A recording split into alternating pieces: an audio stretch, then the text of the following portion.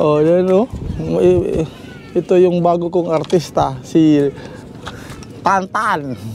Smile. Oh, sige, try natin. Papalipad si drone. So yan mga kabot, mga katantan, simulan mag-try muna na natin kung paano pagpaliparin tong drone na to. Medyo kinakabahan, pero sige lang, first time pa naman. Sige lang, lipad lang ng lipad hanggang matuto. So enjoy the view lang muna sa mga maliliit na video. So try natin to.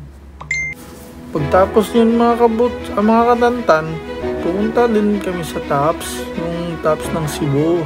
Kapag may mga time din kayo, pupunta din kayo dyan.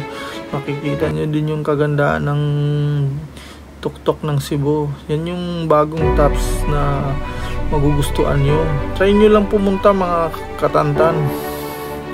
At least masubukan din nyo. So enjoy the view na lang. Tsaka hintay-hintay na lang sa mga bago kong upload. Yan o. Sinusubukan kong magano dyan. Kaso lang hindi muna ako nagko-control dyan kasi kinakabahan ako eh.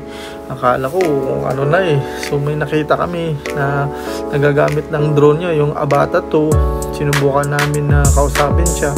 Yun, tinignan niya dyan. Yan, sinubukan niya yung drone namin. Sa kasilang, pag marunong na ako mag-control, yun o. Yun yung anak ko, nasa tatakbuhan, ang likot kasi. Kaya nga pag mga katantan, pag may mga time kayong pumunta ng tops, ang ganda, sulit yung yan o. Yan ako yan. Saka ang anak ko, yan yung asawa ko. Tapos yung sinasabihan ko na siya muna mag-control ng drone. Tapos yan, nakikita nyo yung view ng Cebu. Ang ganda, sobrang ganda. Sulit dyan. Saka marami pang magagandang lugar sa Cebu na pupuntahan yung mga katantan. Yan o, lagi kong bit-bit yung anak ko kasi ang kulit eh. Gustong pumalon eh. Yun o, ang kukulit-kulit. Kaya nga sabi ko, sige lang, pag marunong na ako mag-control niyan, i-enjoy ko din yung mga moments dyan. Yan, yun o. Ganda diba mga katantan? Ganda, sulit talaga.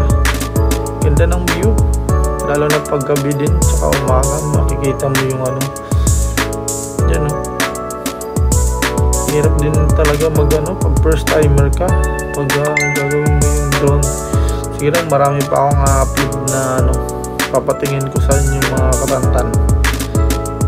Simula lang muna to, kaya enjoy the view muna kahit saglit lang to.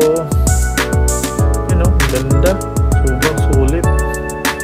Sige lang mga katantan, upload lang ako ng mga videos, at least may mga idea kayo kung sa tops ng Cebu. So yan o, ganda, sulit. Yan o, ganda talaga.